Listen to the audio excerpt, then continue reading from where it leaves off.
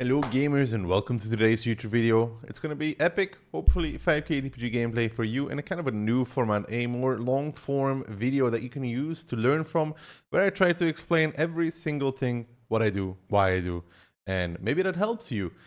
Today it's going to be the E5, my favorite tank in the whole game and an absolute beast in World of Tanks. Alright, welcome guys to the beginning of this video. I will say it now, if you're not interested in all the technical aspects into the field mods, into the crews, into the armor layout, and then give some tips and tricks on it, then just skip forward to the gameplay section altogether, just as a heads up.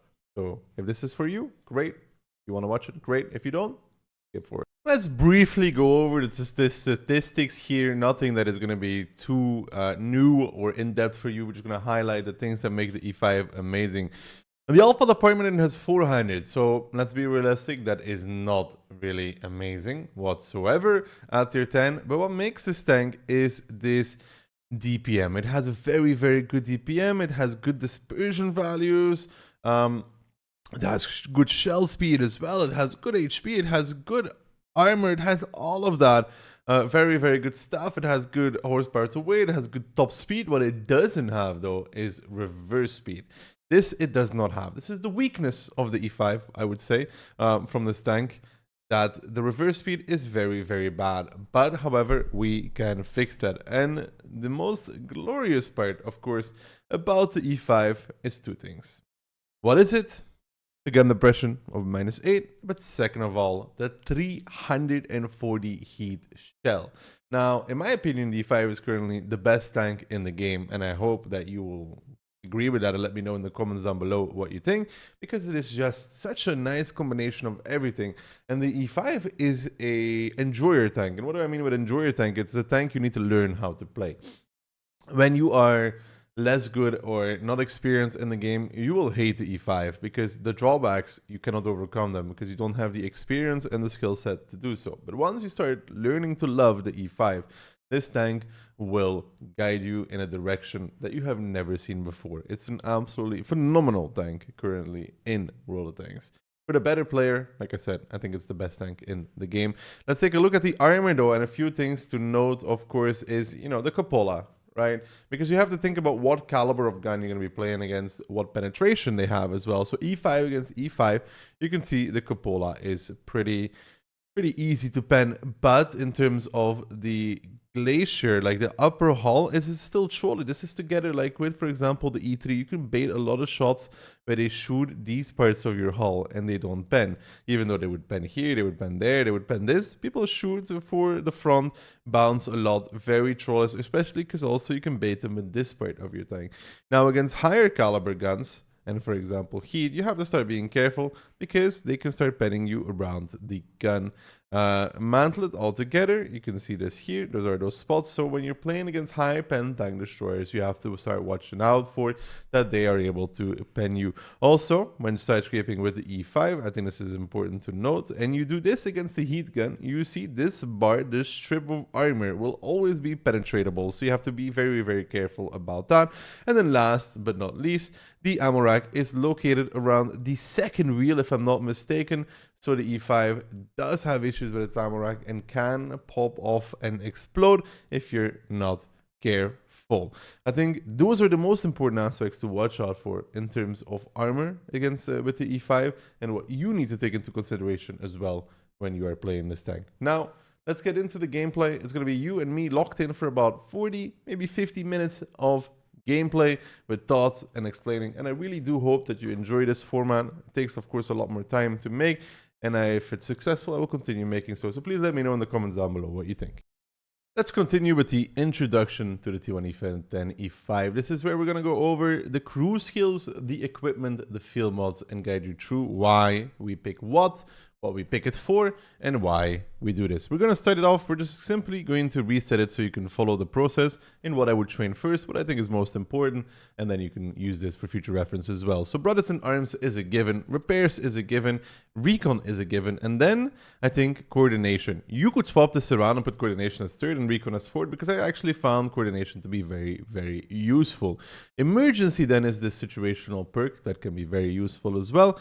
because you get the extra DPM when you get shot, and then sound detection. Yeah, I find it makes me dodge more damage from artillery. Concealment, I don't find this useless. Mentor, I don't find this useful either, because the skill is just not good enough. In practicality, I always use big kits on tier 10, so 60 seconds and 45 seconds is not going to be the difference maker there.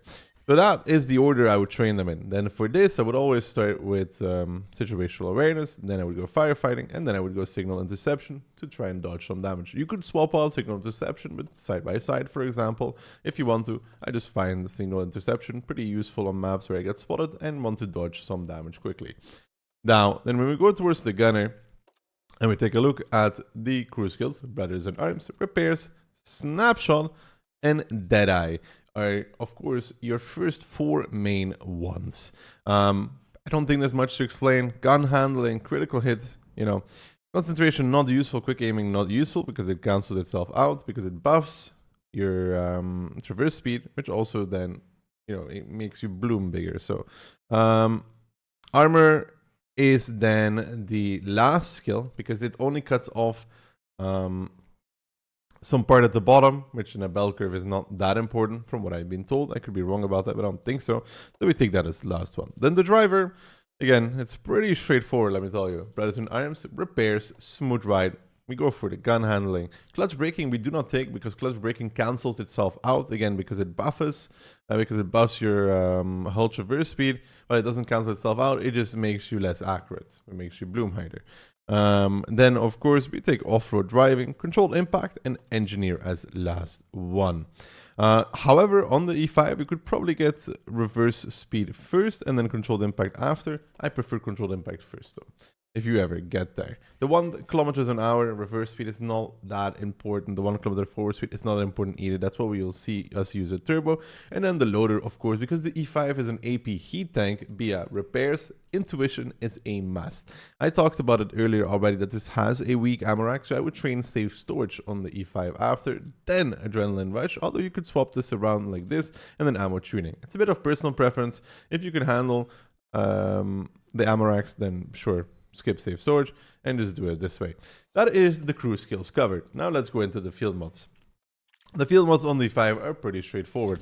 When using experimental HP or regular HP that's not boosted, which I don't know why you would be doing, you can use the maintaining speed when crossing all terrain types because your track HP is already so low that it does not matter.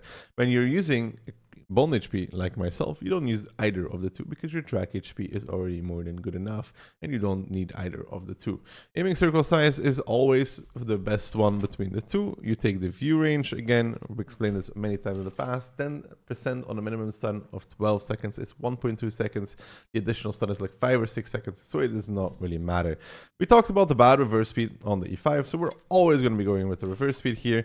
And then last but not least, you could take this if you wanted to. It is possible. I tend not to train it because it gives extra dispersion, but you could. I tend to not value any of those things, but you definitely could. And then last but not least, let's cover the equipment.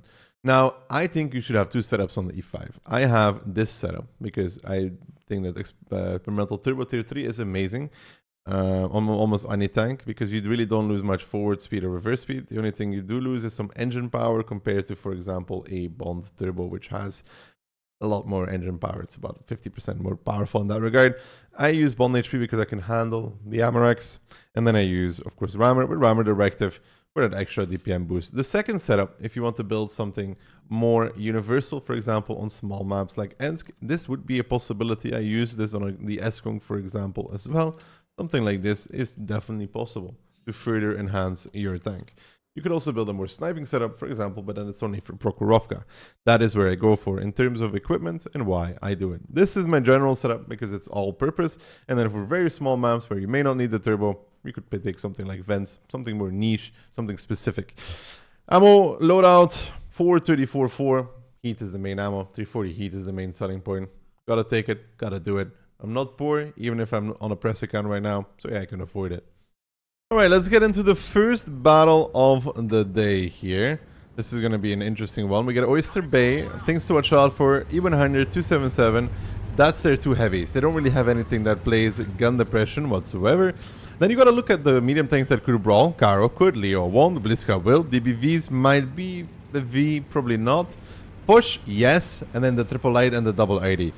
When the positions go into your head that you want to play, you gotta look at what's the distribution of the team right here. So I have a DBV, a can opener, and a Force B with me. My 907 is going north. I might want to play this, however, if the RD moves, then they can shoot you there. So you have to be careful for that. They also have, of course, the Bliskavitsa, which is an assault TD, which my team doesn't have. That is something to take into consideration. When you're playing this position here on the left, your cupola will be sticking out, so you gotta be very careful about how you do it. However, if the E100 comes here, you're gonna be able to blast. You don't want to sit still for too long because, of course, that puts you in the open for the 277. The 277, not using HP booster, 2230 HP, so he doesn't have HP booster. That's potentially useful information for later. And when you look at the can opener, you see that he's not really supporting you, so you don't want to play up too far. Also, if you bait in the opponents to there, they can get shot by the TDs. The same goes for you when you push across, and you know there's a bunch of TDs on the balcony. So these are all things to keep into consideration when you are playing your games of World of Tanks. And there is no point to pushing up until we find the E100 to be spotted out. The enemy team is getting blasted, and there's the E100. And with our 13105 in the south, we should have all those angles covered. Now, what does this mean? It means we can push up and start blasting the E100, who's getting owned by the Forge B already. So we give him one. The Forge B is giving him a wonderful clip, I'm going to say that much. Now, the E100 is about to come off reload, so we were trying to hide and get out of position so that we keep our HP. Give the Bliska a shot. Now we're waiting before we reload, before we peek this corner, because the 277 is going to be holding. So the timing was good, the shot was not. Now the Bliska might try to pressure me, which would be a mistake. And as you can see, the Bliskavitsa also not using HP 2000, which means you can track him. Why is it good to track him there, even if he shoots us? We wiggle towards the rock to make him harder to shoot, is because it takes more time for him to do it, which means that you have more time to reload. You always want to angle your hull in a potential way of bouncing, wiggling. He's aiming for the cupola, so when you realize you're shooting, when you're playing against a potential heat gun, you can always wiggle your gun in position. And now, with the game already ending, you kind of want to get through this, but I won't be able to. The Forge B comes in. And I'm kind of stuck here. And it's not going to be a great start for the E5. But at the same time, it's not going to be terrible either. I know I can't get around, so I have to go the whole way. And that will probably be the end of this game. But it's important that in a session like this, you see everything and anything that happens. Even when it's something like this, where you're like, wow, I just got stuck behind a rank. I did my damage, though. I did 3k. It's not 5k, however, and I will be honest, we aim for 5k on the T110E5 because it is a 5k tank in our opinion. So this will be the kind of thing that we want to achieve if possible, but we also know that over a longer session we do 3k now. If we do 7k in the next one, we'll have 5k after. So it's not good to get discouraged this early on because, like I said, we're going to be locked in here together for at least 40 minutes, maybe 50 minutes. The video is around 1 hour long, and then hopefully people like it. So that guy gets spotted out, he dies. I hit the rack, and that is my biggest weakness in World of Tanks. It's driving. I'm a terrible driver, believe it or not. So the Force is pushing up there, and as we can see, actually, the Force is killing the gorilla. Now, the DBV is still going to be covering from the balcony, and the Karo is there. So we want to push towards the Force 155 because he has HP. And we would like to farm that. The DBV on the balcony cannot really shoot us because this is in the way and we are not spotted. And there's nobody of my teammates close enough to actually do something. The DBV gets spotted out. We turn towards that. If he backs off, we can shoot him. Gotta pay attention to the Force 155 going forward. He takes the shots from DBV. Give him one immediately. He's gonna be going behind the rock there, which will be annoying. Let's quickly check for the DBV. DBV is shootable, but it's a very tight angle. Beautiful shot by me. I'll give myself that. It's good to compliment yourself. And if I get one more shot against the Force or two more shots against the Force, it wasn't even that bad of a game. Always going to be aware of your angles, guys. We peek with the hull. We don't care at this point whether he shoots us or not. And now you want to make sure one thing, which is that, believe it or not, we made a mistake because we should be, if we're being the best, we should just push into the Force, face hug him, and make sure that he loses all of his HP to us. But we got 4.3. Not a bad result whatsoever for the very first battle on this tank. You know, it's early for me too. I'm still warming up. I'm still getting into it.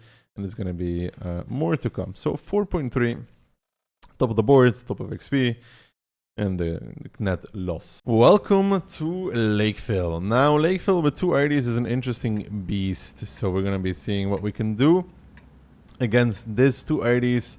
Heavies, 277, 105, kind of Type 71. At least 1 or 2 of those. I always go Valley on Lakeville simply because I don't like playing the city.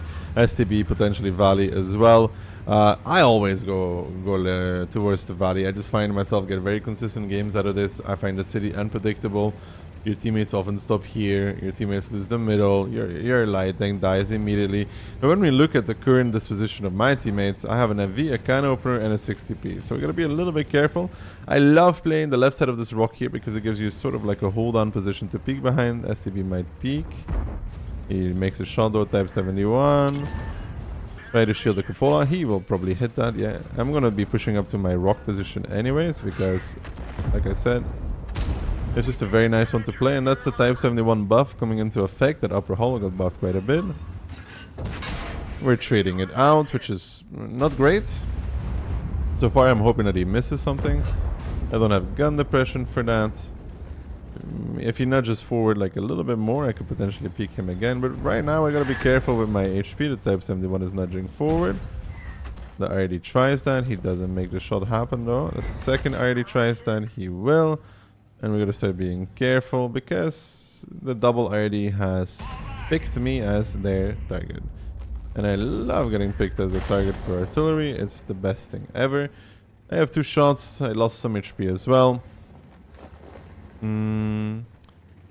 This could be long, but I gotta wait for the enemy team to make some mistakes. Maybe we could shoot the side of the turret there. Or shoot his cupola when he's sitting like this. Failing with the terrain. 10-5A fires. Only downside is that I'm permanently proxy spotted, but normally they will start getting blasted for this.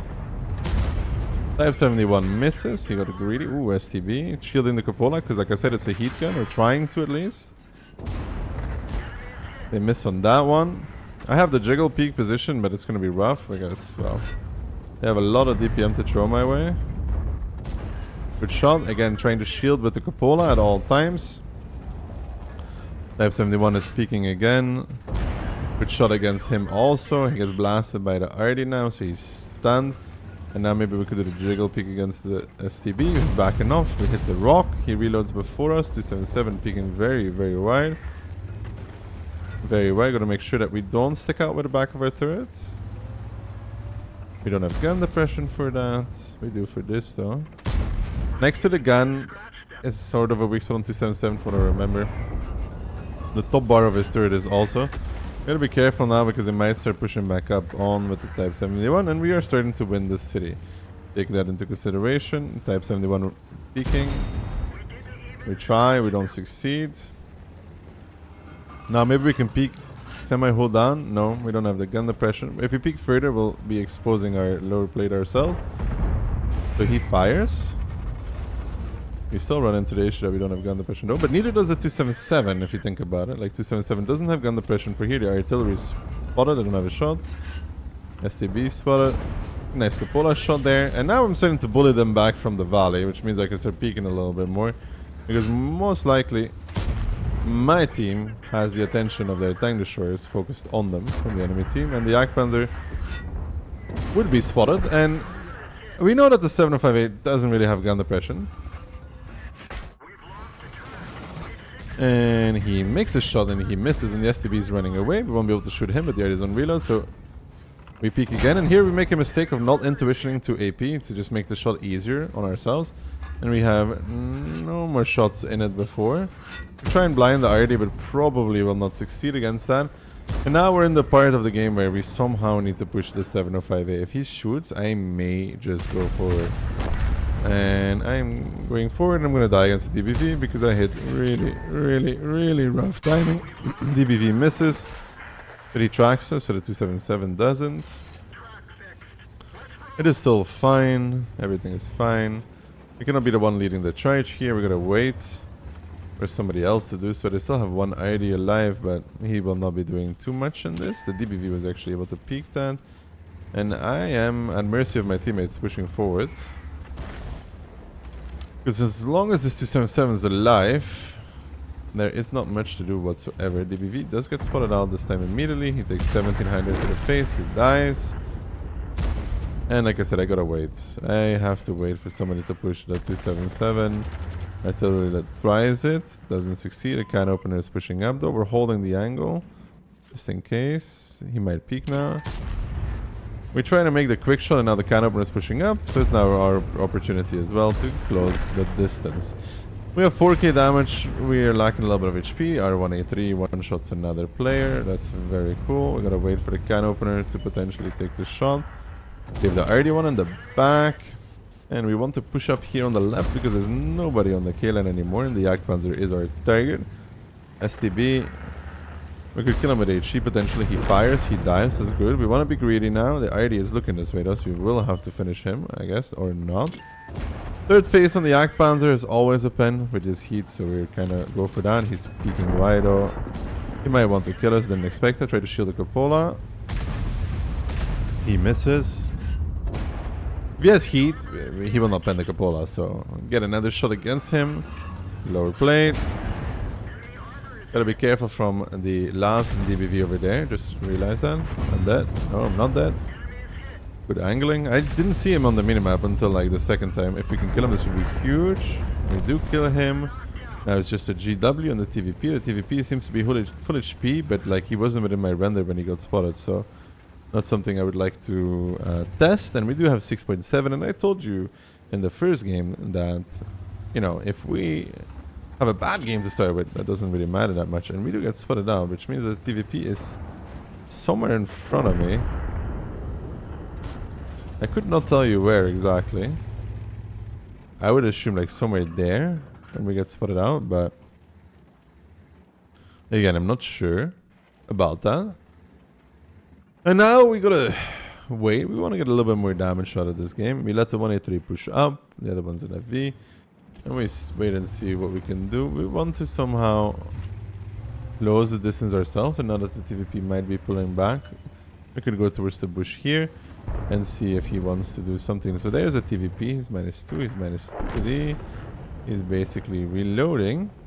And as you can see, we're not in the greatest shape in this battle. So I would like to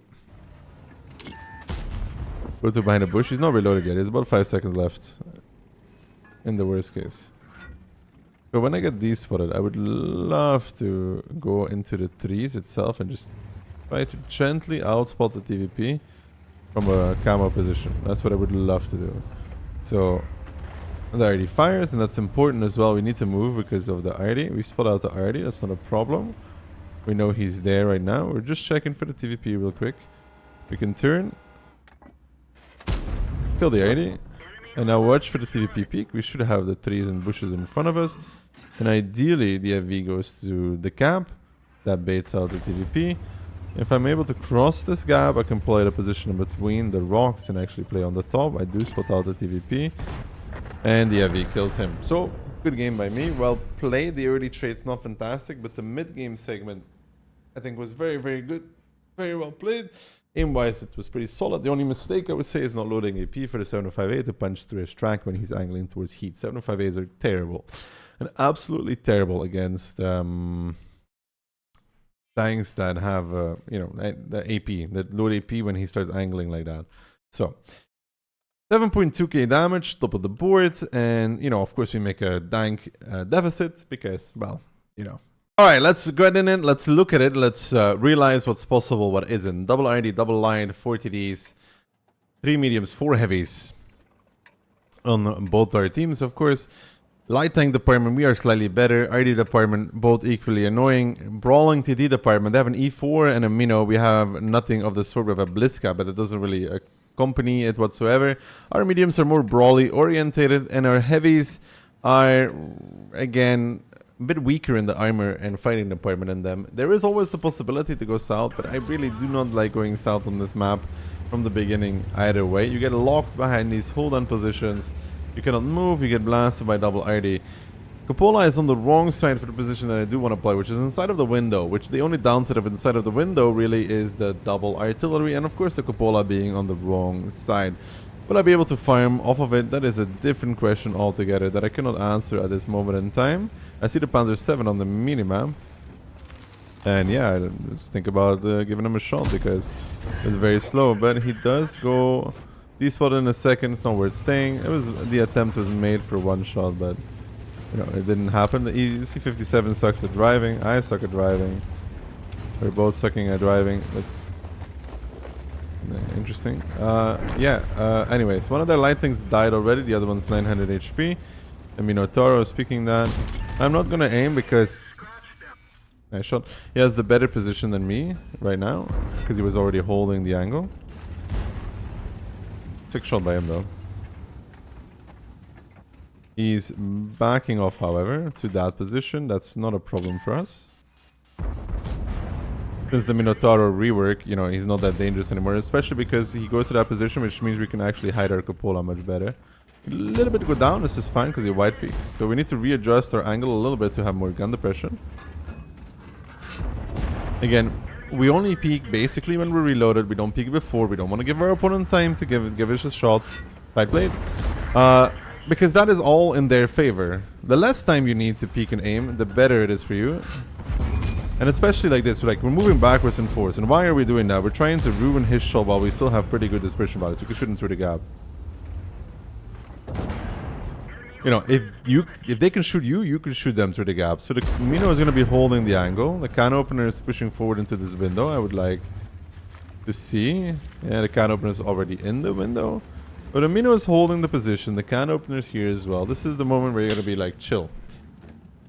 Why? Because it's not a good peak for you at this moment in time. You gotta wait for somebody in your team to make a mistake. Can opener fire though, that gives us a little bit of an opportunity. And there's what we talked about, the artillery. Artillery will be very annoying in this position. Every time you peek, they can shoot you. It's the most annoying thing. But yeah, the Mino doesn't rock a good gun. The can opener, however, does. So, a V unspotted, Gorilla unspotted. Mino backing off though. See, this is important information. Mino backed off for a second. Which, when he does that, it gives you an opportunity to peek. And now that the can opener firing, I'm actually going to leave the window. I'm going to leave it. Because I would love to, in the near future, push up as well, together with the IS-4. I should be despotted now. Gotta be careful from the 183 though, guys. And now the IS-4 is shooting the can opener through the gap, and the can opener will react to that. And we're gonna react to that as well by pushing forward even more. We were unspotted for a while until the very last second, but it's okay. We have HP. The 57, however, will blast through this guy together with the T-57. Lower plate of the Mino. 50. Oh, I thought it was reloading. My bad. So the 183 spotted out as well. Artillery. We keep driving, so we dodge that. We peek. We're hoping to bait him, but we reload before him, normally speaking. So we want to get one more shot on this. Would always and probably would recommend to intuition to HE there, because why? It's very simple. It's you know, very low HP kill that you could get. T92 will probably live longer. Screen not penetrated, and this is a 3.5k looking so far. Maybe we'll find some opportunistic shots. I want to reload AP. Shoot on range, get another one. 5k, not looking very likely, guys. I'll be real with you. Man, that T92 has the luck of the Irish on his side. Gorilla, one more for 86, and then the E4 not shootable. Looking for some tiny 261. Missed that. I wasn't ready for the 261, which I probably should have been. E4, E4. Not getting a shot either. And this will be the ups and downs though still. Like some games great, some games not that great. This is all things that are like happening to everybody. It happens to you, it happens to me. Not every game is 5k. But with this tank we want to peak over and over again far above those 5ks to like even out the session, right?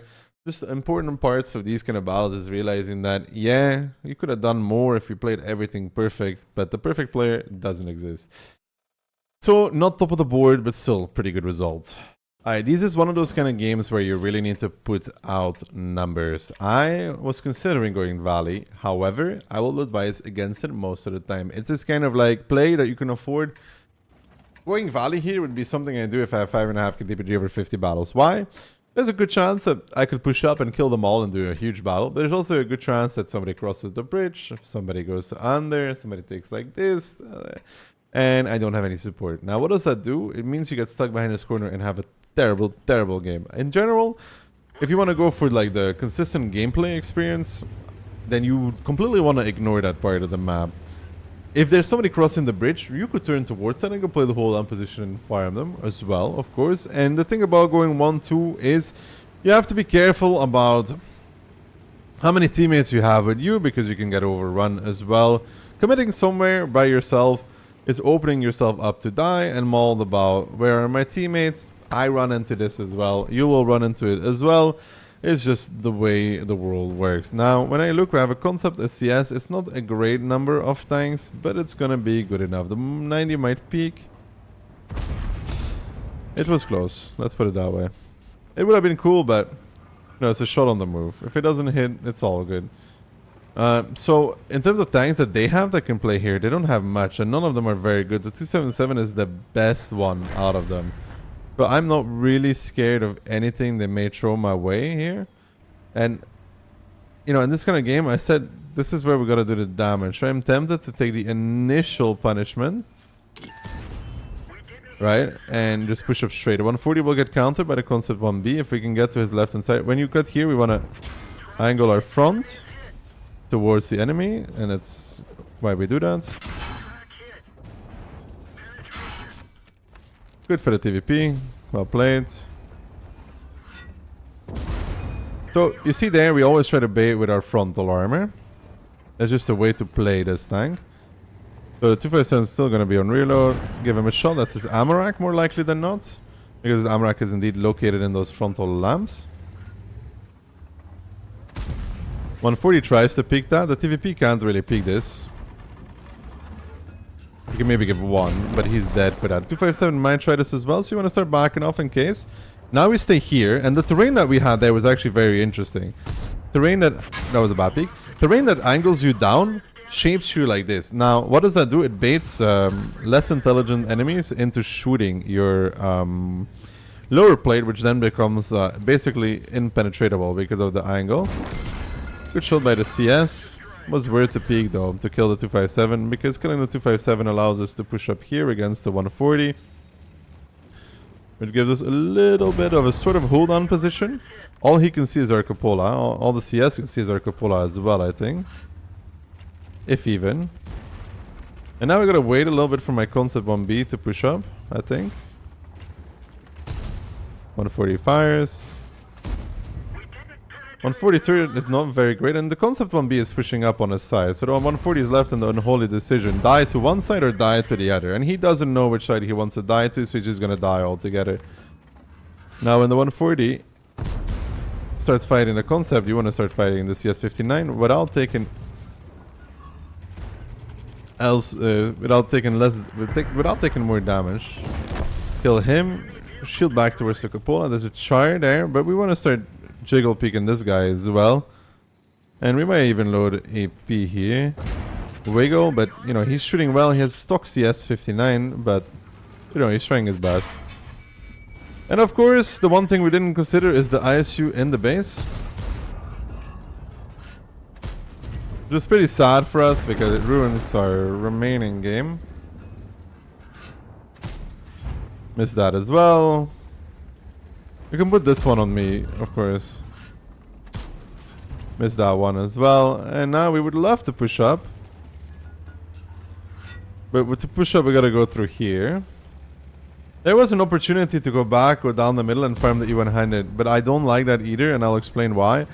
It's because you don't know how much HP they are. There's a decent chance that they have no HP. So now when you play this position, guys, there's a very easy way to fix your low HP problem. And you see the peak that I'm making here? You see, I'm using the rock. And the rock will shield my cupola. And I mean, to some of you, this will be like the simplest thing in the world. To others, it will be like enlightening, I guess. But it's always important to think about the terrain you have and what you can do with it. Now, the M41D pushing up may spot the ISU. So I'd love to go down now.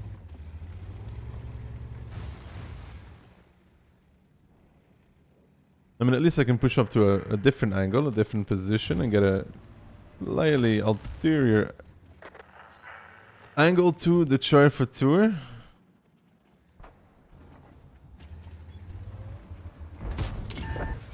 I was spotted, that's not good. I went too far. And you would love to repeat here against the BZ, but let me tell you guys, it's a mistake. For all you know, the Char is holding the angle at this point. But the ISU fired.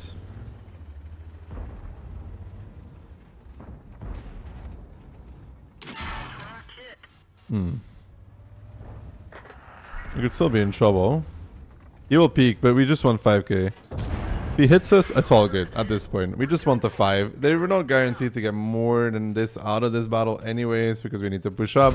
We will take the 5. We'll every day take 5k. Right, Karelia, I actually ended up blocking this map recently because it was just not fun for the tanks that I was playing. But for the E5, it might be fine. Let's again analyze the lineups. That should be the first part of every battle. Quick heavy. They have a 50B and an E5 versus a VZ100. We're winning in that department. They have an extra heavy though, and they're in a platoon, so they may both be going hill. The concept could beat them there. Same. We get an extra TD. They said they get another hill tank. They get a better light. They get technically better mediums as well, but we get a better hill medium. Another better hill medium, worse hill medium, camping TDs, maybe pushing TD. It could be, looking at it quickly, in their favor for the hill, especially the Charfaturs can make a big difference, to be honest.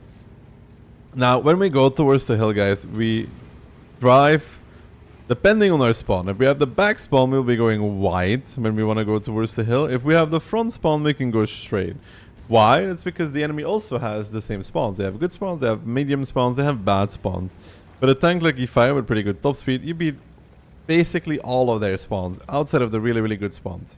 One, which could be, in this case, the E50M, who is also going to get countered by the 50B and the Guerrilla, if you continue speaking that. Now, when you see them peak with this many tanks, though, I would advise stopping. You already have the hill. You do not add anything pushing the hill itself. You know, so you know now that there's a Charfatur behind the bush, but Charfatur gun is not that amazing at sniping, so you can be greedy here, you can peek this, and your next shot is going to go towards blinding the Charfatur because, well, you know where he is. So you shoot it, you miss it, however, and that is fine. Those blinds are not always going to pay off something. The Char could also just be sitting a little bit wider. Nothing says that he has to be sitting actually in the bush. That one misses as well. And I think it's starting to become clear why we didn't commit in the very beginning after, because, well, this is one of those moments where you want to go back, and hopefully I can show you what I want to do with the Yak Pounder spotting. We get a little bit of assist on the E100. Now, there are positions on this map that are better than this, but they require you to pay attention to your view range circle a lot. And what you can do is, the bad on this spot is you can go here, and you can really easily blast people peeking this corner. And don't be afraid, just put some blinds in there at this point, because this tiny bush blocks spots onto the corner. Like on towards that corner, this tiny bush blocks getting spotted from. So keep that into consideration. And missing some shots is fine, but keep close attention to your viewing circle at this point. Missing on this range is fine. Again, we are in some sort of a close game. They're not going to be able to push the north. And it's still fine. It's all fine, guys. He has an idea. Like, he kind of thinks that he knows where I am, but I don't. And he's going to have to back off from that now altogether as well. And I got to wait for him to rock down before I shoot, because better angle. And the 100 is down towards the one shot now. And now we want to put one there as well. We missed that. That's, again, fine. However, we can go towards the lower side. And what we can sometimes do from here is spot people peeking the rock. I don't exactly know how that works, but I've gotten spotted at the rock myself from like this particular angle, looking at me, and I think I'm just right there, maybe a bit wide. And we can even make a peak from the lower side. That's completely fine at this point. Is it a great peak? Probably not, guys. I'm be honest with you. If there's somebody there, they would be peeking now because we got spotted. That is a brilliant shot by that guy. And we're gonna go back, to be honest.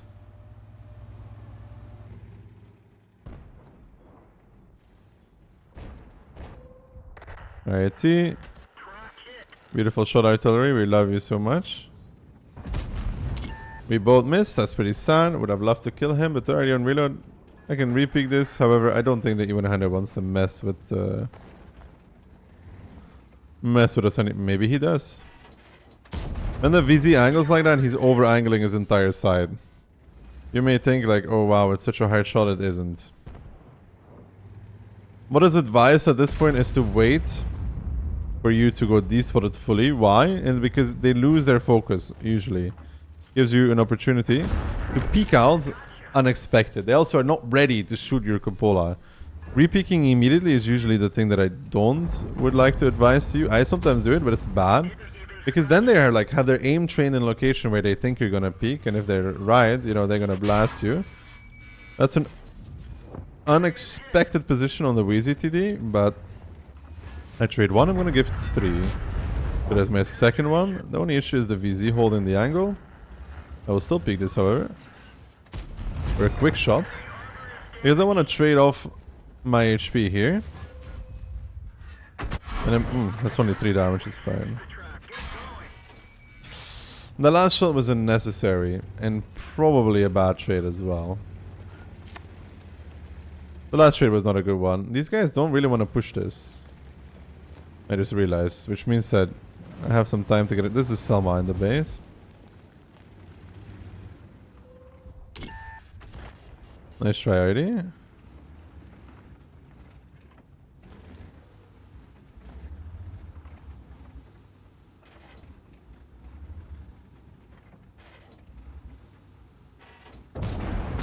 With the cover from my teammates, I felt confident going forward. Because I know that the guerrillas should be watching. And he finally did it. He direct hit me. I'd like to push up still a little bit more. I was really hoping that the gorilla would push with me, but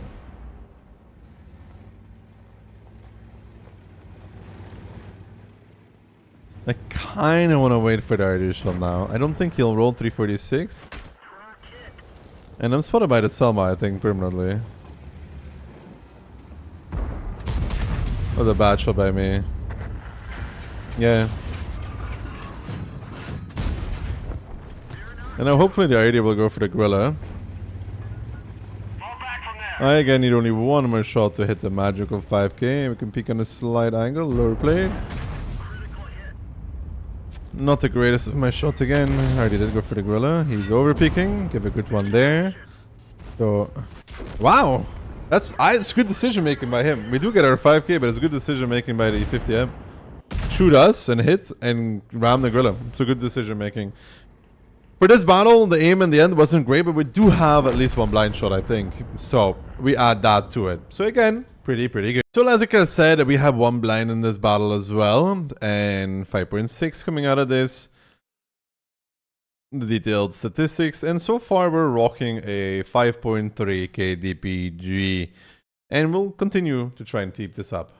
Alright, Sand River from the east. If it was from the west, I'd be very unhappy. Let's go over it step by step. 277 versus Can Opener. Can Opener is better. E5 versus IS4. E5 is better. IS4 more likely to go to the middle.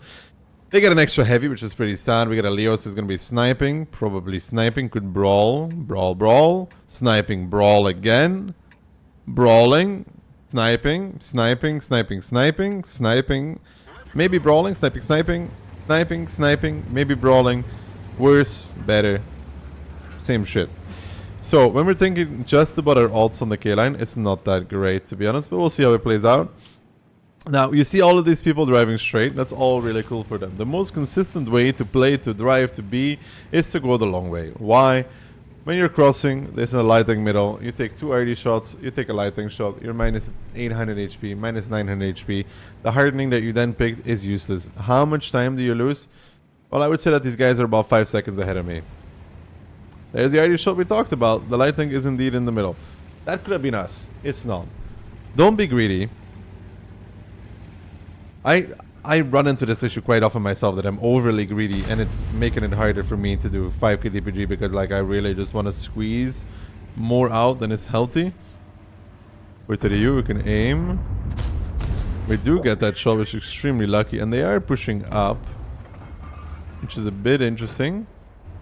We can peek from here and potentially get a shot on the second 430, the 1.6 HP guy, and this is a relatively safe peek the first time around.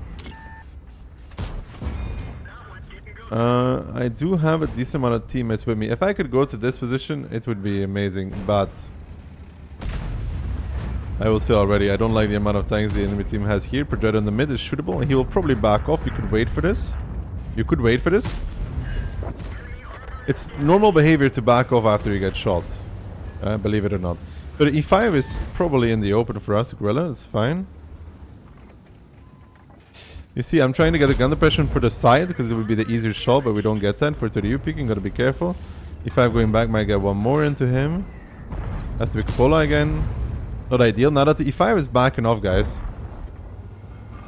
I do want to make my play now. That I talked about earlier, if you remember. And it's this one behind this hold down. And then hopefully they can push me. And it's gonna be good. Simply because the cupola is on the good side, so I can jiggle peek, and I love the word jiggle peeking. When we're shooting for 30 use, we're always aiming for the lower plate on the left. Why? Fuel tanks, every single time. In general, when you get better in the game, you try and also not just penetrate, but you also try and kill their modules. So he's running away, we push up, he's on fire. That's thanks to us damaging his fuel tank earlier. But yeah, the manual fire extinguisher, so didn't lose much on. Tried to find a kill. Mistake. Should have aimed longer, but it was a mistake. So we spot out the FV. This 430U can kind of sit there, but not really. With the 340 heat, we don't really have issues with that. E5 fired, so we push forward. Cupola. Finish off the E5. And now we can start checking from here if the TDs are sitting in the open. They're not, which means we can go ultra aggressive and go towards here, go under, go up, go high. And use this to our advantage. Don't use the medkit in situations like this. I have that problem as well of using the medkit too frequently in positions that I don't need it. So right now I don't need it. So we're going to keep pushing up. There's one Gorilla unspotted and one Yakpan unspotted. That's probably sitting on the base ridge. That is your most important consideration when crossing this gap. You want to peek first. See the guy sitting out in the open. There's an FV there. Get a nice HE shot against him. For TDU picking me. I'm not worried about this even if he does damage. Now, I've talked about this before. HP is a resource. Switch back to AP. That's unfortunate, but we didn't lose out on that much, to be honest. And now we want to start pushing up because the Gorilla was always going to die by the time I reload. And we talked about potential, losing out on potential. One shot against the Gorilla is not worth what I'm going to get out of this. I do want to use my repair kit here. Projecto's safe. Yak Panzer's potentially safe as well. RDs are not safe whatsoever. We can shoot one RD with heat, right? Then we can load HE for either the Gorilla or the secondary RD if we get it. And in the meantime, we're going to start pushing down as well. We missed them because we're terrible. We can still ram that guy later on, but we want to go for potential here, which is shooting this guy. We have a medkit, so we don't really care about getting shot at either. If we go wide, we'll get a shot against the IS-4. Towards the left, you could see him in your peripheral vision, pushing up. Aim fully. Miss, it happens. He's going to be safe now. The Gorilla is our last potential target, unless the IS-4 backs off, which he won't. E50M will be shootable in a second. Gorilla is the easier shot. Take the Gorilla. Try to go high at the same time to shoot the IS-4 potentially later on. Aim, shoot, score. Try to get the IS-4. No shot though, so that's sad. But he might kill the 430U, so we start driving down towards the IS-4. And potentially get something out of him there as well. No, it's okay. It's okay. As a result of this, we got 5.6 with a little bit of assist as well.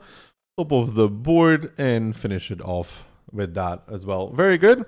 Alright, Overlord. I actually have this map banned on my main account, which I probably should have done here as well, because I really do not like this map anymore. It's pretty rough to play. There's only one position IMO that is playable, which leads you into this gameplay that I'm not a fan of. Just one position only, and then if it works, it works, and if it doesn't work, it doesn't work. So I do not like that. I don't like this map anymore. I would rather not play it.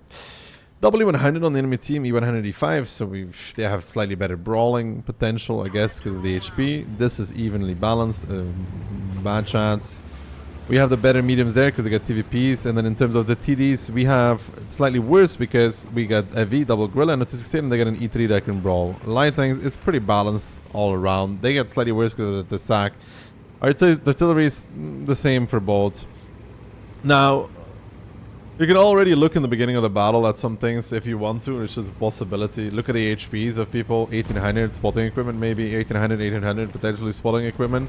These are especially important things to take into consideration when you're playing maps like Prokhorovka or Malinovka or something like that. The HP, I would definitely recommend this mod altogether, is because it's such an important thing to see the base HP, because it also tells you when somebody has field mods, like 1470 HP on a Manticore is field mods.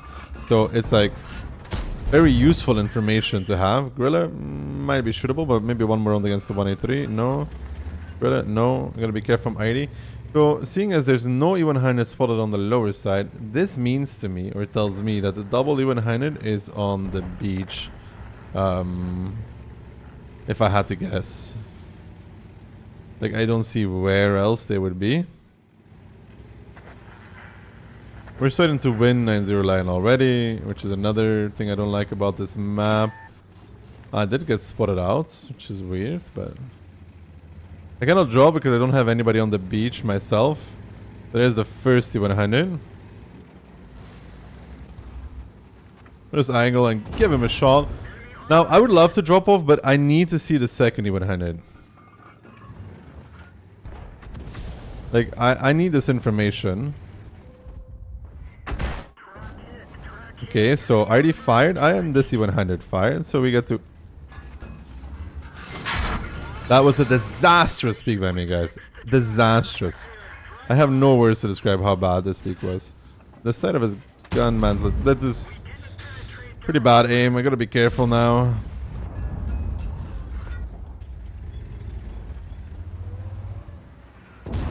So sideways, I get a bit better gun depression, and you know, this E100 is pushing forward. And if you remember what we did to the first E100, it should be possible on the second guy as well. But he's a little bit more like aware of the things that are happening, and he doesn't want to get shot by me, which gives me a difficult situation because I do want to shoot, I do want to do damage, find a shot there.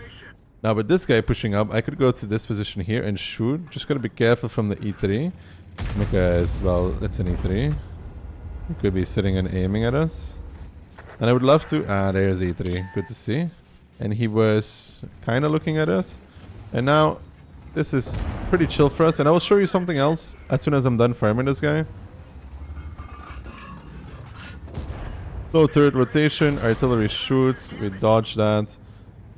I could maybe peek this without dying. I wouldn't try it. That was relatively sad. I was going to show you how to drop off, but seeing as I'm now a one-shot to them, it's not really worth it anymore. But this E100 fired, the E3 fired as well. And I'm going to drop off anyways, because unintentionally I slid down. It's going to be fine. Shoot him once. And then use him as a wreck after. I don't think like he actually had a shot that was worth it. I'm gonna get banned. AP maybe for the track when he overpeaks. No. Heat. Find one pen. He's not reloaded yet. He has a few seconds left. Hide. Your blades. Concept 5 is gonna peek, so hopefully we get one more. We get stunned by one guy, so probably not. One more, maybe? Yeah, nice. Very good. 5.5 out of that. It was unintentional to slide down, but you see how difficult of a map this can be. All the damage is on the beach, and you have to do some Olympics to actually get any. It's super, super, super hard.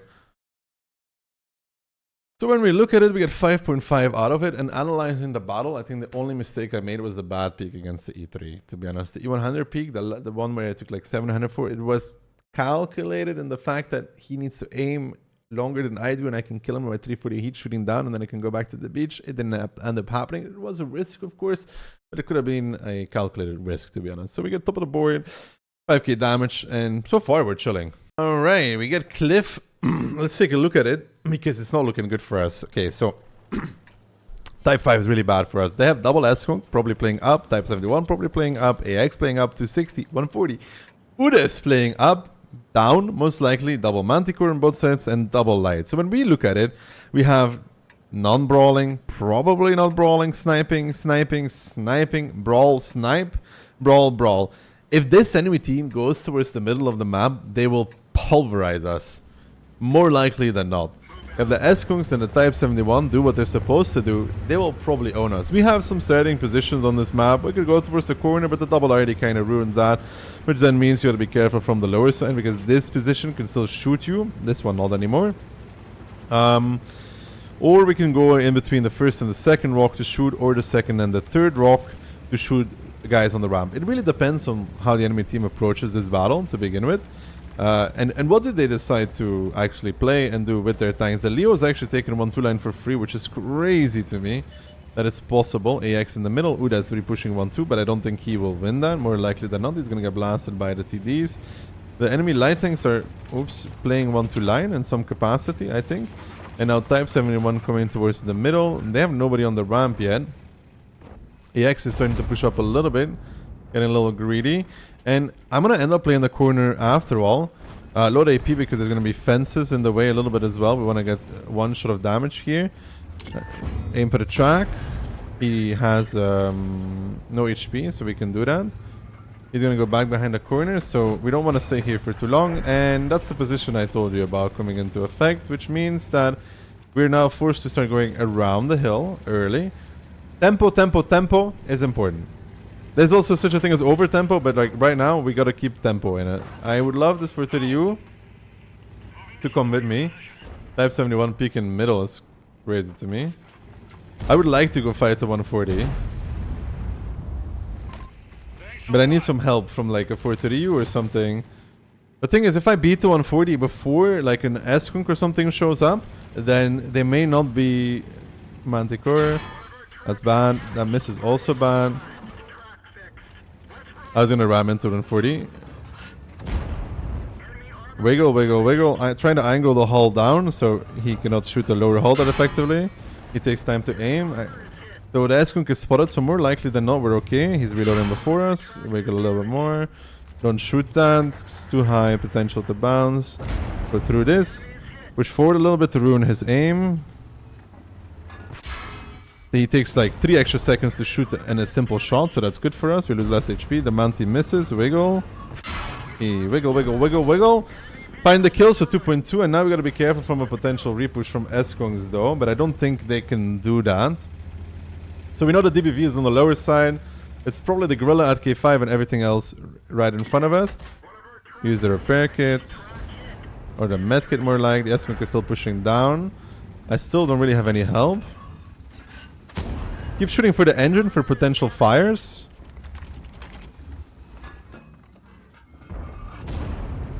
Now switch back to heat. AX is pushing up on the right. He should be our main target right now. Give him a good shot. Already hits that. The Skunk is still pushing up. We have 3.9. Be careful because we used our repair kit. He fires. Load HE next for the Manticore potentially. Hide from the Pong maybe. Get the 500 against that guy and we're dead to the S-Skunk unless he low rolls, which he does. 4.8 out of this is a miracle. I was hoping for a little more. I was hoping for a little bit of support on the side. I was really hoping that, you know, for example, the 4 to the U at some point decides to come to me and help me, but I don't know where he went, but he just never came, bro. Like, I don't even know where he ended up going because he's dead right now. Where is the 4 to the U? Just out of curiosity. Oh, he YOLO'd down the middle. Okay. Well, we had everything here. Going around the hill was risky because of the S-Kongs, but I was really hoping we either take the hill or the 4 to the U comes to help, and we're chilling. My Manti also pushed a little bit too much forward early, which led him to get repushed. And now we're going to lose the game as a result of, well, we have a Type 5 and a 4 to the U that is not playing the game. Alright guys, like I said, to analyze the battle that we just played and what we did wrong, we went a little bit too aggressive, maybe. Although running away, I don't know how good it was. We still farmed quite a bit off of it. If we run away, we end up in a bad position. And like I said, this mainly comes down to, it is not to point fingers too hard, but this 4 to the U really fucking threw the game, to be honest, between you and me. Like, him not coming around the hill was a disaster. If he did, we would straight out win. So, now after an hour of gameplay, guys, I hope you like this, and I hope you watch this, and I hope this helps you in your battles. Let me know in the comment section down below what you feel is still missing or what I could add.